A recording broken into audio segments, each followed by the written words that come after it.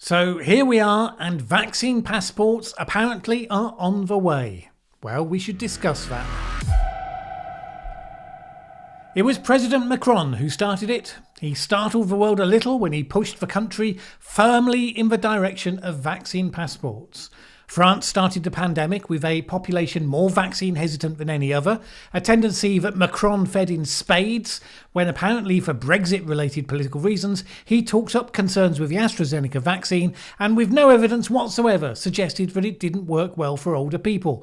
Surprised and shocked as he then was to find that the French were not queuing up to be vaccinated, he finally decided that the state would have to step in. Not to force you to get the shots, unless, of course, you want to go to a restaurant or a theatre or basically anything you might ever want to do. You can only do that if you're vaccinated. Suddenly, thousands upon thousands of people are booking up their vaccinations, although there are also protests in the streets. Although, to be fair, that's pretty standard for France. As the saying goes, toujours dans la rue, always in the street. And various countries have been watching this with real interest, in the same way that countries saw Italy following China's lead and locking down its population in the early days of a pandemic, and then they realised that maybe they could do the same. People have been looking at Macron and seeing the queues of people waiting to get jabbed and thinking, could we do that? Not everyone's willing to go there. Angela Merkel has ruled it out for Germany, saying it would be a breach of promise to the population and that Germany relies on consent. And luckily, that has consistently been the line as well from the UK. Us, freedom-loving, historically for centuries freedom-loving Brits. And we've been so consistent on this. On the 1st of December, Cabinet Office Minister Michael Gove said, "I certainly am not planning to issue any vaccine passports, and I don't know anyone else in government who would." On the same day, the Prime Minister's office said there are no plans to introduce or require immunity passports to ban people from certain venues who haven't been vaccinated. On the 14th of December, Vaccine Minister Nadhim Zahawi said, "We have absolutely no plans for vaccine passporting." And in relation to the vaccine record card given to people after they've had their jab, he said, "Again, that does not constitute a so-called vaccine passport, nor can it be used as a form of identification. That would be absolutely wrong." Absolutely wrong. Seems pretty clear. Nadhim Zahawi again on the 12th of January. "We have no plans to introduce vaccine passports. No one has been given or will be required to have a vaccine passport." On the 22nd of January, Prime Minister's Office, "I think I've been clear on the idea of immunity passports or vaccine passports previously and the fact that we have no plans to introduce them." On 24th of January, the then Health Secretary, Matt Hancock, "I'm not attracted to the idea of vaccine passports here. We are not a papers-carrying country." 7th of February, the Vaccines Minister again. 1. We don't know the impact of the vaccines on transmission. 2. It would be discriminatory. And I think the right thing to do is to make sure people come forward to be vaccinated because they want to, rather than it being made in some ways mandatory through a passport. And if you think there was any ambiguity in all that, then here was the Prime Minister being completely clear on April the 5th. There is absolutely no question of people being asked to produce certification or COVID status report when they go to the shops or to the pub garden or to the hairdressers or whatever. Well, that was then. And of course, this was this week. We do reserve the right to mandate certification at any point if it's necessary to reduce transmission. And I should serve notice now that by the end of September, when all over 18s will have had their chance to be double jabbed, we're planning to make full vaccination the condition of entry to nightclubs and other venues where large crowds gather.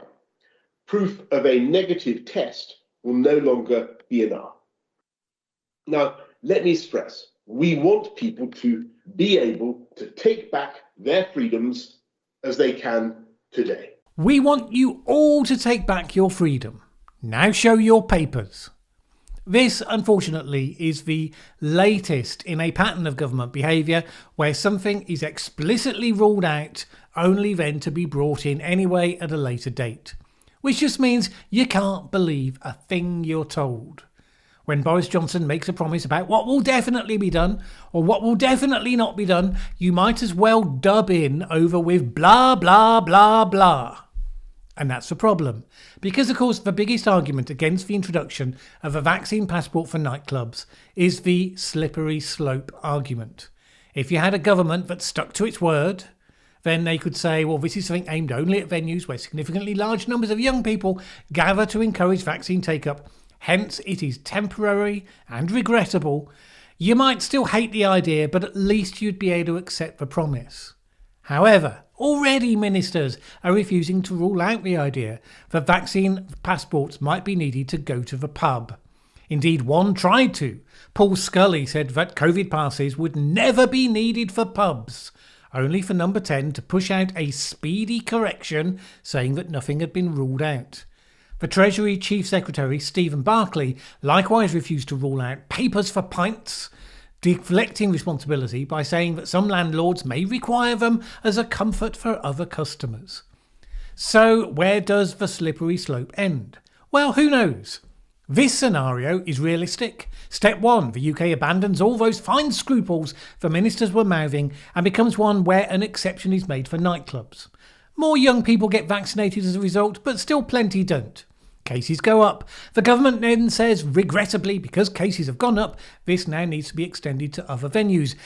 Then there's a scary new variant spotted somewhere, I don't know, Venus or somewhere, and scientists say that this could be more effective a variant against the old vaccine. So we need to extend the time frame of this because there's always danger lurking. Now we need the vaccine passport to reflect whether you've had the booster jab to protect against the new variant. Oh, and by the way, there are these other infectious diseases. Heck, since we're doing this, might as well throw them into the mix as well, because we're just protecting people's health. A year later, you know what?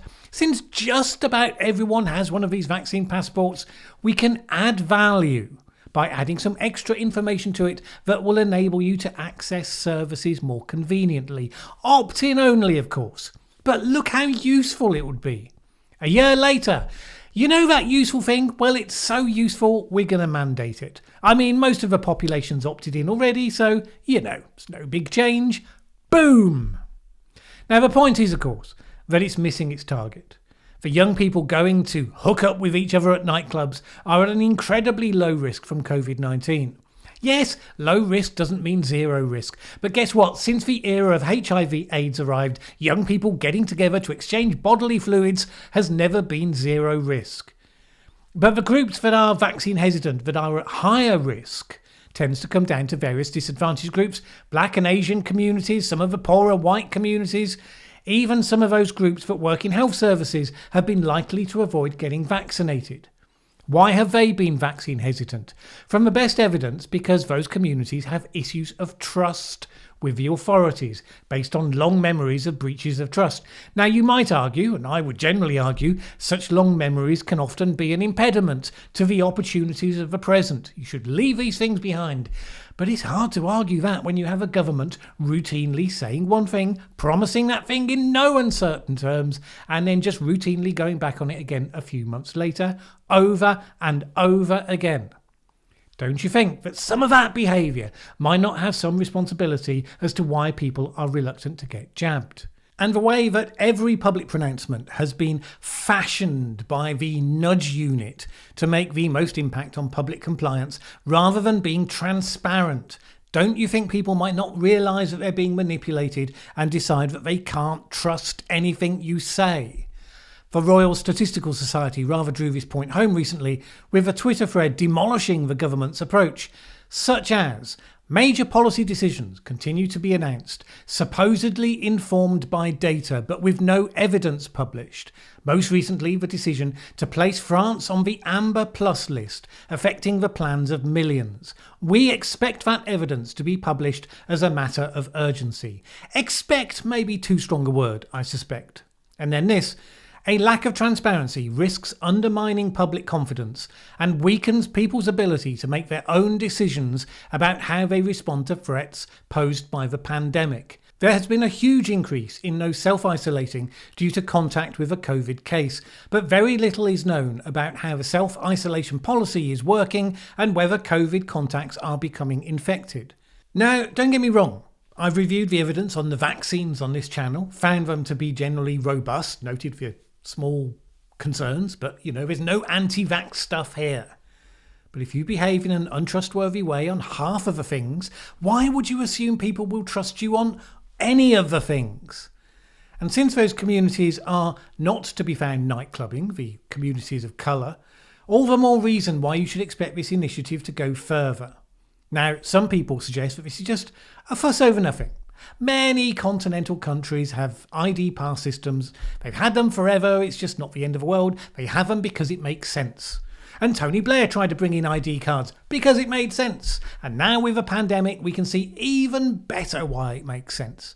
People fighting with this are just extreme Tory fringe. The ones who have been refusing to wear masks and campaigning against lockdown. All of those rabid types. Fine. If you want to make that argument, then do what Tony Blair did. Put it forward as a proposal openly and transparently. See if people want to support it. They didn't then. Maybe they will now. But with this rotten politics, lying to the public, treating them as people have no agency to be manipulated like lab rats, the erosion of trust that achieves undermines the foundation of good governance at its heart. And the arguments against it run deep in this country. When this happens, people's freedoms will become privileges, granted on sufferance of having the correct digital paperwork. That fundamentally changes the relationship between the individual and the British state. And Boris Johnson doesn't get to just plead that it's temporary, because as we've seen, we can't trust a word that he says. And let's be clear, it's not because he has some grand plan to, follow China into some social credit system or something like that. A, that's not his instinct, and B, by all the reports, not least from Dominic Cummings in all his various revelations, Johnson just doesn't have that much of a plan, full stop. And that's the point. This is a journey you can make by weakness and incompetence just as much as you can by malign intent. And because of that weakness, the backlash against this might well force a U-turn. That might well happen very quickly. But then, before you know it, the idea comes back, and the second time round, the backlash has lost some of its edge because the thing's now familiar, and before you know it, people have become resigned to it. It's become inevitable. The former Conservative leader, William Hague, wrote an interesting piece for The Times this week, suggesting that the nature of British conservatism was changing. He said this: across a wide range of issues, whether wearing masks is mandatory, how to achieve net zero carbon emissions, what levelling up really means, how to pay for the escalating cost of social care. This is more than just ministers struggling to agree plans on unrelated matters. It is the beginning of attempts to define what modern conservatism is going to mean. Because in the 20th century, Thatcher conservatism was unambiguously for the smaller state. Thatcherism was all about rolling back those frontiers. And, those frontiers had come a long way forward at that point.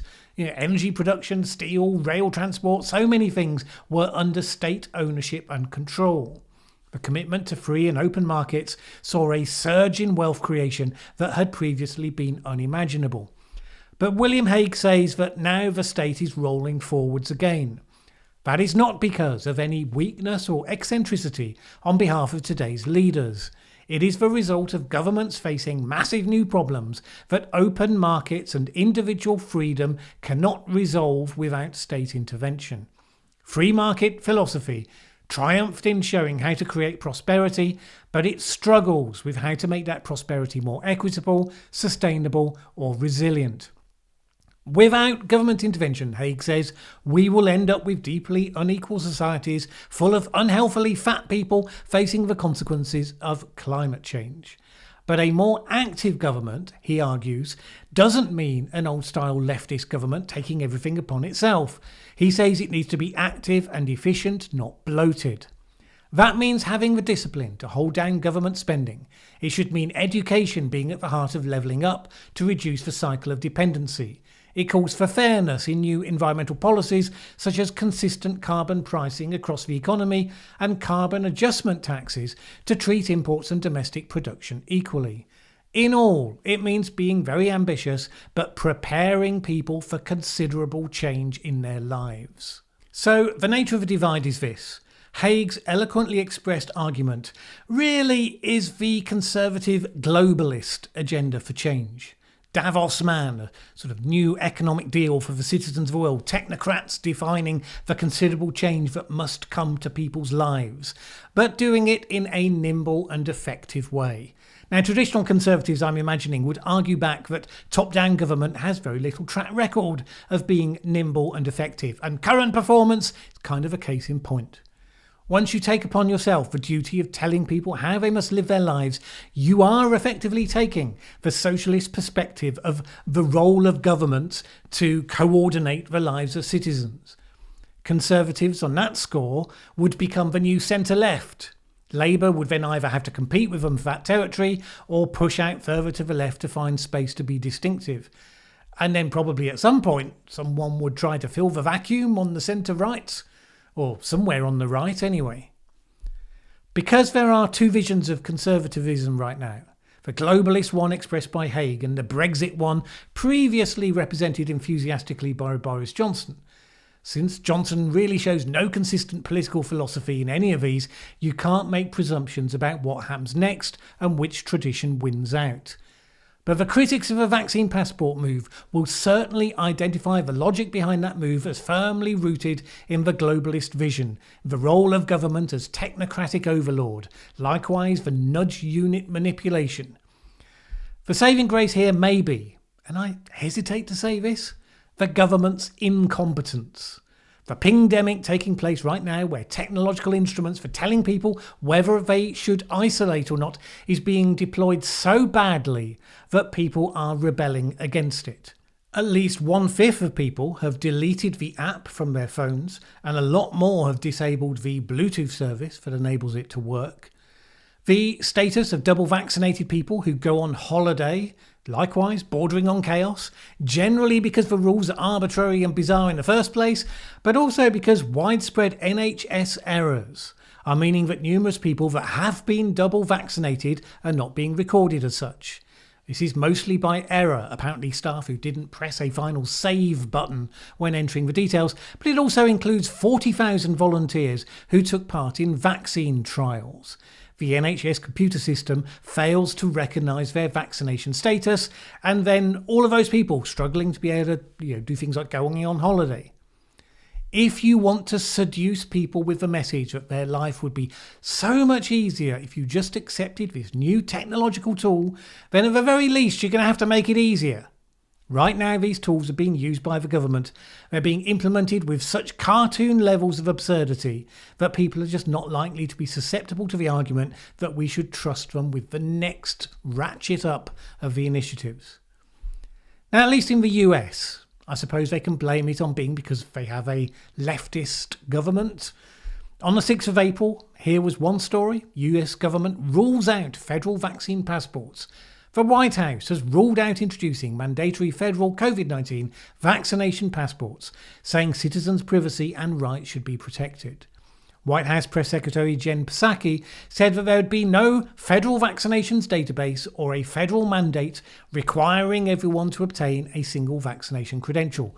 The government is not now, nor will be, supporting a system that requires Americans to carry a credential. They ruled it out. And this isn't Trump or Boris Johnson, those people who tell lies all the time. Biden's good for his word, right? May the 28th, Biden administration taking very close look at vaccine passports for international travel, but still no plans to require vaccinations in the US. But that's okay, because it's just for travel. No question of a slippery slope, because obviously Biden's in charge. You can expect that he will keep his word. Yesterday, this story on NBC. Vaccine mandates more likely once FDA grants full approvals, health experts say. The United States could see a wave of COVID-19 vaccine mandates as soon as the Food and Drug Administration grants full approval to one or more of the shots, public health experts predicted. I think once the vaccines go through the full FDA approval, everything should be on the table. And I think that everything will be on the table at the level of municipalities, States, employers, venues, government agencies, said Andy Slavitt, who stepped down as President Joe Biden's COVID response coordinator last month and remains in close contact with administration officials. Of course, if it happens at that level, then the strict wording of the Biden promise, no federal mandate, remains unbroken. But you widen the net to create de facto the same result. The Washington Post had no ambiguity with its piece, "Stop pleading with anti-vaxxers and start mandating vaccinations." Dehumanising people by calling them anti-vaxxers is an essential first step to getting broad consent for forcing people to do something that they don't want to do. But again, in the US, one of the largest areas of vaccine hesitancy is those communities of people of colour. Well, you can't really make the case that their unwillingness to be vaccinated is because they all watch Fox News, since all the polls agree and the Democratic Party relies upon the fact that they mostly support Democrats. So you could recast that headline as "Force minorities to be vaccinated," kind of thinking that wouldn't play so well. So in conclusion, back to the UK. Am I against the UK becoming a country that requires you to have an ID card if that's where it's leading? Personally, yes I am. I prefer our historical view that we're a nation of free people, and there's no doubt that what's proposed changes the relationship between the individual and the state. Freedoms potentially become privileges that can be withdrawn. Personally, I'm against that. Now, if we had a debate on that, I'd vote against it if I was asked. I would vote for people who were against it in an election, as long as that didn't lead me to voting for truly awful people. And if I lost that argument and the country decided, in spite of my best efforts, that it was a step that it wanted to take, I would be sad, but it wouldn't in itself be the end of the world. But this process, this ruling something out, then bringing it in anyway, this step by blundering step, badly thought through, incompetently managed, never discussed in any sensible way whatsoever, that is an abomination. A country should never make such an important decision on this kind of dishonest, disreputable basis. Thanks for watching this video. If you liked it, please share with anyone else you think would also enjoy it. Word of mouth is really important to us. And if you've not subscribed yet, what are you waiting for? As the saying goes, that subscribe button won't smash itself.